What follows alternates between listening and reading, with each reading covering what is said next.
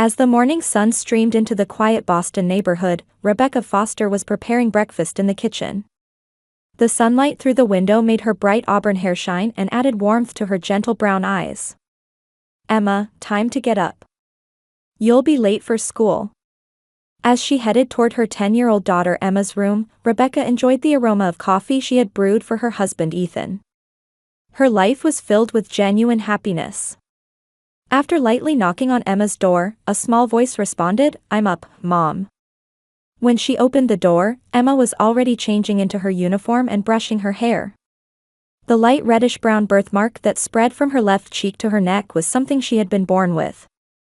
Though Rebecca had worried about it at first, now it was simply a cherished part of her daughter's uniqueness. "I have a math test today." "I prepared well," Emma said with a serious expression. Her sincerity and kindness always warmed Rebecca's heart. "Wonderful.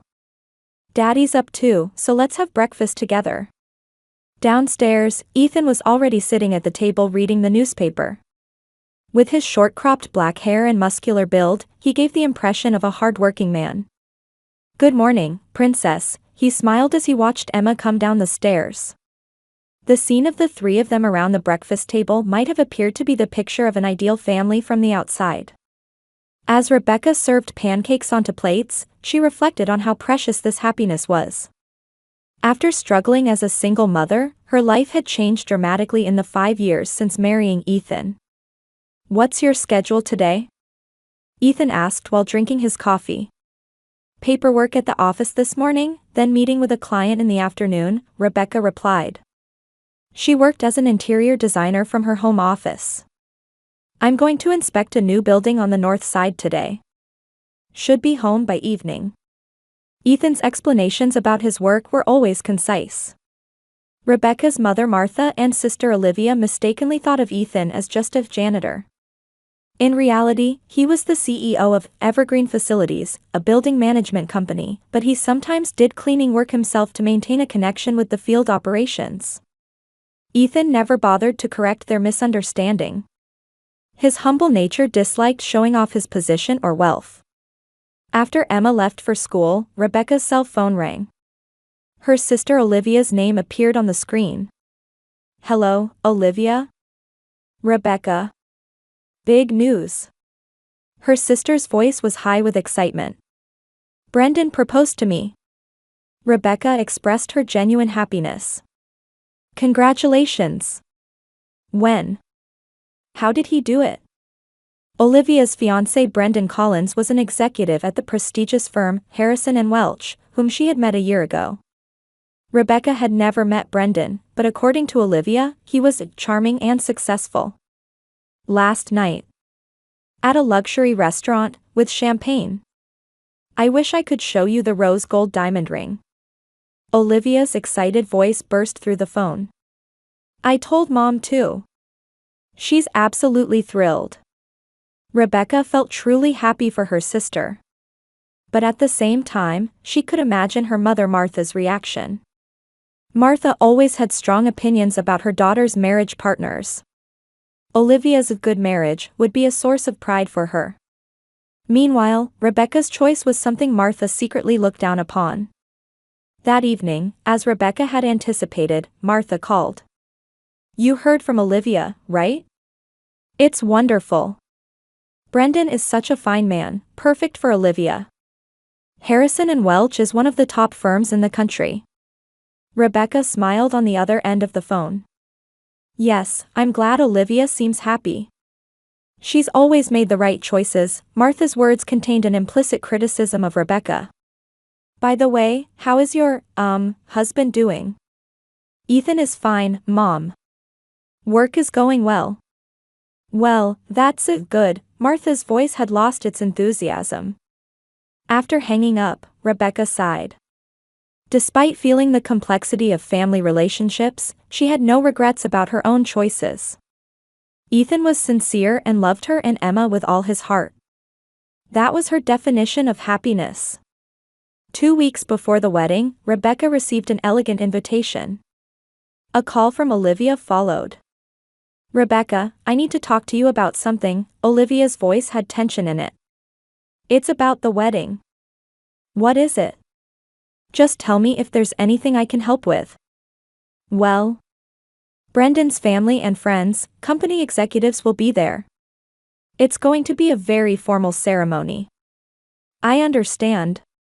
We'll dress appropriately, so don't worry. That's not it. Olivia was choosing her words carefully. Please, don't bring Emma. And, not Ethan either. Rebecca caught her breath. What are you saying? I'm sorry. But I don't want Emma's, that birthmark on her face in the photos. And Ethan is, well, he's a janitor, right? It would be embarrassing in front of Brendan's company people. As Rebecca struggled for words, Martha got on the phone. Rebecca, please understand. This is the most important day of Olivia's life. Everything has to be perfect. But, Mom. Martha made a sound like a derisive snort. To be honest, your child has a face I don't want in photographs. Rebecca bit her lip and lowered her head. On the other end of the phone, her family seemed to interpret her silence as agreement. Good, I'm glad you understand. Olivia's voice was filled with relief. Of course, just you should come. We're sisters after all. After hanging up, Rebecca collapsed at the kitchen table. How would she explain this to Ethan and Emma? As a storm raged in her mind, she stared at a family photo. Even by nighttime, Rebecca still hadn't been able to tell Ethan and Emma about the wedding. She couldn't find words that wouldn't hurt them. Ethan, lying in bed, looked up from his papers as if sensing something was bothering her. You okay? You seem troubled. Just tired, Rebecca lied as she lay down beside him. But Ethan's thoughts had already moved to another issue. Something strange happened today, he frowned. At the Harrison and Welch headquarters, security reported a suspicious man frequently coming and going. The man goes straight to the executive floor, but doesn't have an employee badge. Couldn't he be someone's visitor? Rebecca was only half listening. No, he's not following proper procedures. He's started appearing only recently. My instinct tells me something's off. Rebecca was thinking about her sister. As a child, Olivia had been a bright, sincere girl. They were close as sisters, sharing secrets and dreams. But after high school graduation, their paths gradually diverged.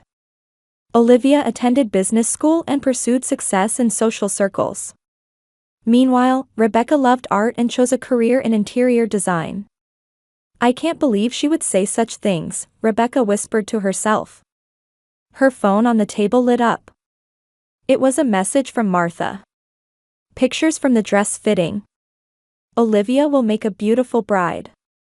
The attached photo showed Olivia trying on a wedding dress at a luxury bridal shop. Martha was smiling proudly beside her. Rebecca sighed. Her own wedding had been modest.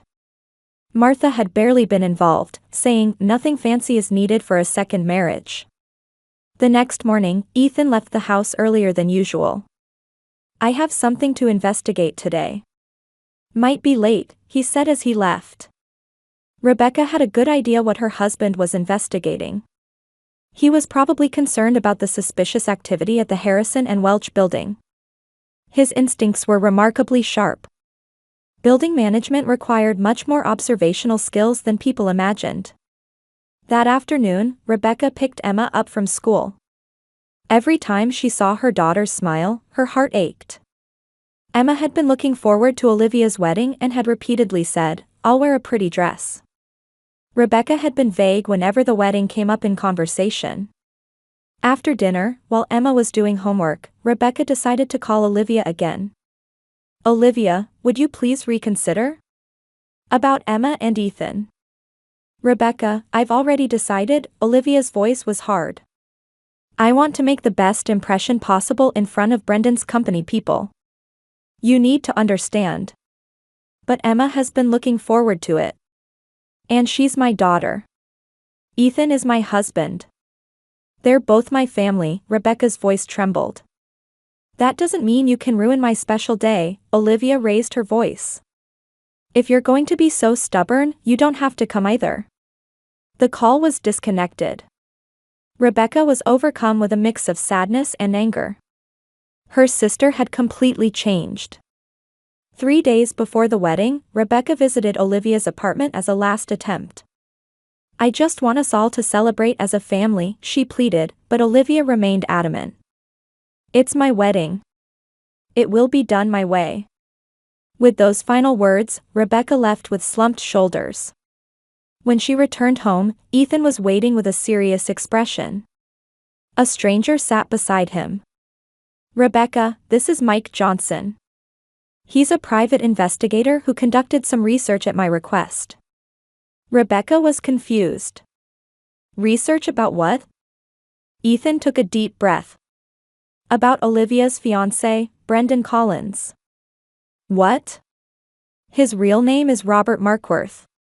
He's a con artist," Mike said matter-of-factly. "Over the past 10 years, he's gotten engaged to 3 wealthy women and run off with their assets. The real Brendan Collins died 5 years ago, and he's been using that identity." Ethan spread documents on the table.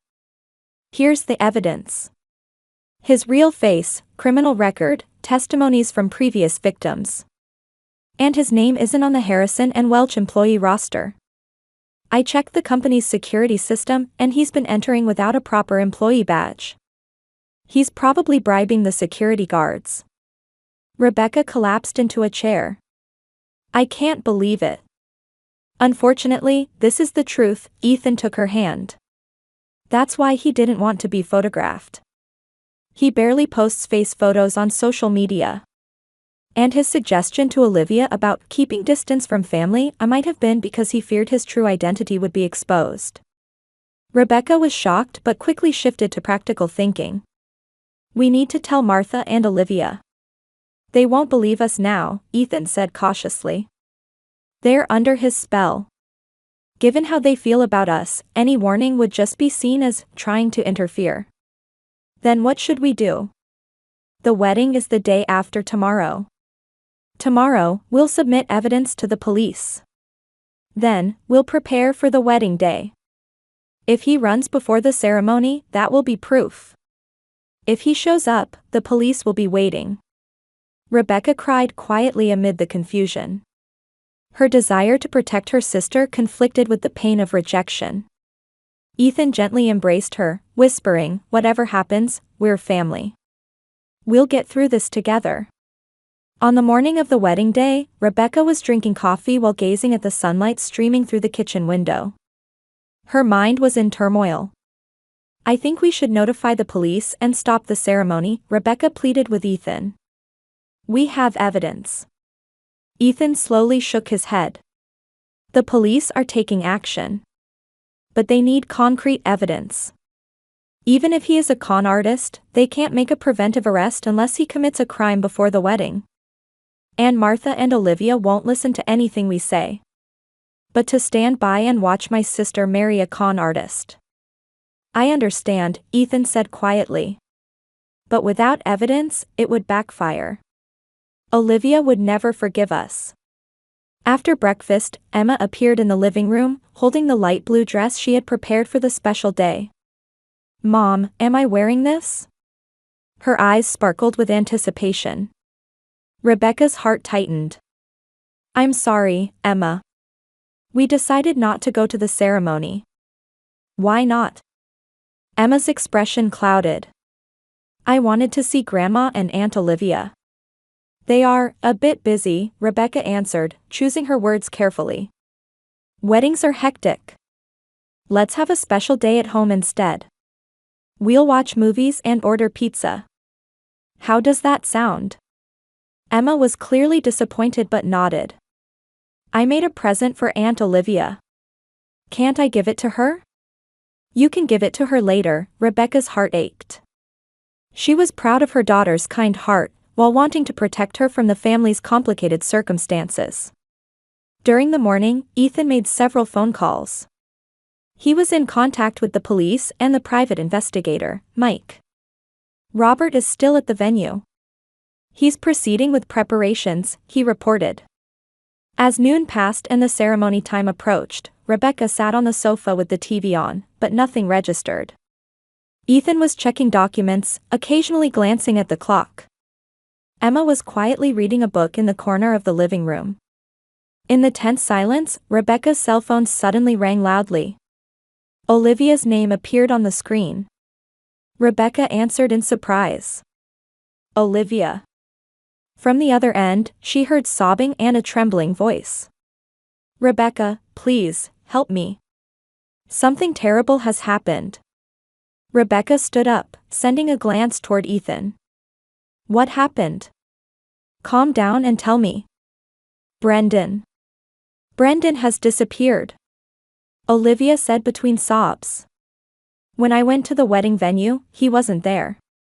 Nothing has been paid for, the venue staff is demanding cancellation fees.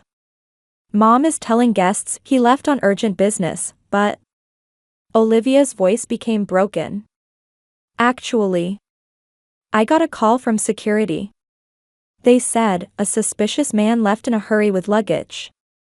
Ethan was standing beside Rebecca, listening to the conversation. His expression hardened. Olivia, I'm coming right now, Rebecca said immediately. Where are you? The venue. Central Garden Hotel. Olivia answered in a despairing voice. After hanging up, Rebecca and Ethan quickly sprang into action. Emma, we're going to leave you with Mrs. Thompson next door. It's an emergency. 20 minutes later, Rebecca and Ethan arrived at the Central Garden Hotel. Confused guests had gathered in front of the hotel ballroom. Martha could be seen trying to explain something to them. Martha turned pale for a moment when she saw Rebecca and Ethan. I didn't ask you to come, she said in a low voice. But Olivia called for help, Rebecca replied firmly. Where is she? In the bridal suite, but... Rebecca moved forward without waiting for Martha to finish. Ethan hesitated a moment, then approached Martha. Ma'am, Ethan said in a calm voice. There's something I want to make clear. Martha looked anxiously at Ethan. You are? I'm not a janitor, but the founder and CEO of Evergreen Facilities, Ethan said quietly. And your future son-in-law is a con artist. Martha's eyes widened. Ethan took a stack of documents from his inner pocket and handed them to her. Here's the evidence. His real name is Robert Markworth. He has a history of defrauding multiple women. Martha accepted the documents with trembling hands. Photos, police records, victim testimonies. Everything was there. What caught her eye was the hotel payment record. Nothing had been paid beyond the deposit.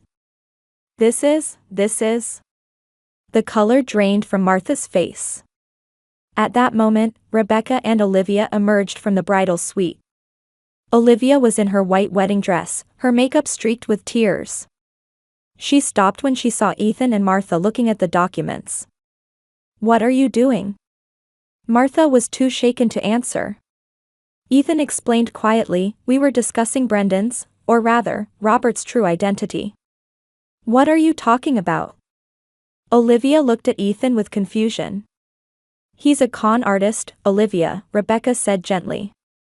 He was planning to run off with your assets after marriage. That's a lie. Olivia shouted. Brendan loves me. He's just really busy. Then what about this? Martha showed the hotel payment record. Nothing has been paid. He only put down a deposit. And his identification is fake, Ethan added. The real Brendan Collins died 5 years ago. The color drained from Olivia's face. She staggered and collapsed into a nearby chair. I can't believe it, why? Rebecca sat next to her sister and put an arm around her shoulders. Olivia initially made a gesture of refusal but soon broke down crying in her sister's arms. I've been so foolish. Martha stood stunned. Her eyes reflected the pain of years of arrogance and misjudgment. Is it my fault? I approved of him. Ethan took out his cell phone. I'll contact the police. He might still be caught. In the midst of the chaos, Rebecca held her sister tightly and said, "I want to help you. We're family, aren't we?" Olivia raised her tear-stained face. "But I treated you terribly, about Emma, about Ethan." "You're still my sister," Rebecca said kindly. "When times are tough, that's when family is needed most." Martha slowly approached. Her haughty attitude had completely disappeared, replaced by an expression of deep sadness and regret. "You were right. I was wrong." The lobby of the Central Garden Hotel was filled with confusion and distress. Ethan was talking with the hotel manager, trying to resolve the situation. The police had already arrived and were gathering information about Robert Markworth, the fake Brendan Collins. "My company will guarantee the payment," Ethan quietly told the manager. "Please treat the guests with courtesy." Rebecca was supporting Olivia as they moved to a small conference room. Martha was there too. Her stern expression had crumbled, and deep regret showed on her face. How could this happen? Olivia kept mumbling. Her white dress was now wrinkled, and her makeup was streaked with tears. "It's okay," Rebecca squeezed her sister's hand. "You did nothing wrong. He has deceived many people." Martha stood by the window, looking outside. "It's my fault," her voice trembled. "I trusted him so much, and rejected you." Ethan entered the room. His expression was serious, but he maintained his composure. "I heard from the police. There's a record of Robert's credit card being used at the airport. He's already trying to escape." "No." Olivia's voice trailed off. "That's not all," Ethan continued. "When the police searched his room, they found fake bank books and documents. It seems he was planning to move assets immediately after the wedding." Rebecca placed her hand on Olivia's shoulder. "Can the police catch him?" "The chances are high," Ethan nodded. "Police are waiting at the airport. Plus, he's wanted for other fraud cases." Martha quietly approached. "What should we tell the guests?" "I'll speak to them," Ethan said in a calm voice. "We'll just say the ceremony is postponed due to an emergency. Details can come later, after Olivia has recovered." Martha stared at Ethan. "You really are a company CEO?" "Yes," Ethan answered concisely. "Evergreen Facilities. We actually manage this building too." A complex expression crossed Martha's face. In her eyes was the color of remorse for years of prejudice and misunderstanding. "I had misjudged you. There are more important matters now," Ethan said kindly. "Let's get through this together as a family." Hours later, the guests had left, and the hotel had regained its quiet. Rebecca and the others were preparing to go home.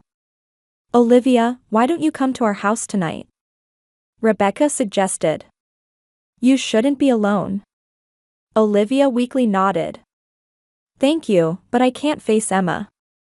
"Emma will be delighted," Rebecca answered gently. "Besides, she prepared a present for you." Martha said hesitantly, "I too, if it's not an inconvenience." Rebecca was surprised for a moment but quickly smiled. "Of course, Mom, please come." When they arrived at Rebecca's house, Emma had just returned from the neighbors, the Thompsons. She looked surprised when she saw Olivia. "Aunt Olivia. Beautiful dress." Emma exclaimed innocently. "How was the wedding?" A heavy silence fell over the room. Olivia was at a loss for words, and Martha looked down. Ethan said quietly, "Emma, the wedding was postponed due to some problems." "I see." Emma thought for a moment, then said, "But everyone's together, so that's good, isn't it?" The adults exchanged surprised looks at this simple and pure statement. Without a word, Emma left the room and soon returned with a handmade card. "I made this for Aunt Olivia," she proudly presented the card. "I wrote, 'Congratulations.'" Olivia accepted the card with trembling hands. The cover was decorated with colorful flowers and the word, "Congratulations." For the first time, she looked seriously at Emma's face. The birthmark from her left cheek to her neck wasn't as noticeable as she had previously thought. More striking were Emma's kind smile and shining eyes. "Thank you, Emma," Olivia's voice trembled with emotion. "It's a beautiful card." Emma smiled happily. "Mom told me. What's in your heart matters more than how you look." Olivia looked at Rebecca. Tears welled up in her eyes. "You're a wonderful mother. I've been so foolish." After dinner, when Emma was in bed, the adults were talking quietly in the living room. Ethan's cell phone rang.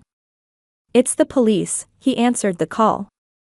After a brief conversation, he looked up. Robert was arrested at the airport. He was just about to board the plane. "Really?" Olivia's voice was small. "Yes. He was also wanted for other fraud cases. He'll be in prison for a long time." Martha sank deep into the sofa. "What will happen to us?" "The scandal. Time will heal it," Rebecca said quietly. "Besides, you're the victim, Mom." Olivia was staring out the window. "My life is in ruins." "No," Rebecca sat next to her sister. "It's a new beginning. You're still young and talented.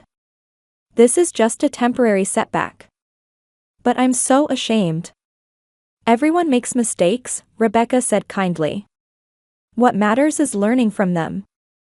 Martha slowly stood up and turned to Ethan. "I must apologize to you. I misjudged you." Ethan smiled gently. "Don't worry about it. I value worth as a person more than status or titles." "We should learn from that," Martha said softly. Watching this scene, Rebecca was filled with complex emotions. She felt that through this sad event, family bonds were being newly forged. The moonlight from outside shone through the window, quietly illuminating their figures. 6 months later, a meeting for a new project was taking place at Rebecca's design office. "This concept is wonderful, Olivia," Rebecca said, looking at the plans her sister had proposed. "It maintains a sophisticated atmosphere while using environmentally friendly materials." Olivia smiled. She had been working at Rebecca's company for 3 months. She was studying to get her interior design qualification while gaining practical experience. "Alex gave me some good ideas," Olivia pointed to a young man talking with her in the cafeteria. Alex Harper was the head of the environmentally conscious architecture division at Ethan's company, and he had met Olivia through Rebecca's introduction. The two had become close through projects and had recently started spending time together outside of work. "He's very serious and sincere," Olivia said with a soft expression. "He's someone who sees what truly matters, more than position or fame." Rebecca was happy to see her sister's transformation. Olivia seemed to be finding her true self, freed from her previous shallow values. Around the same time, at the state prison courtroom, Robert Markworth was being sentenced. With Martha's resolute testimony added, he received a 10-year prison sentence for fraud. As he was leaving the courtroom, Robert threw final words at Olivia. "You chose me for money. We're alike."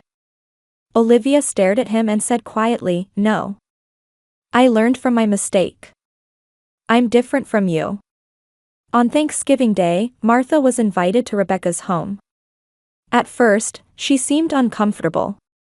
Having moved from her large mansion in Maplewood to a modern small apartment, Martha was almost unrecognizable from the former social butterfly. "Grandma, this is for you," Emma presented a handmade card to Martha.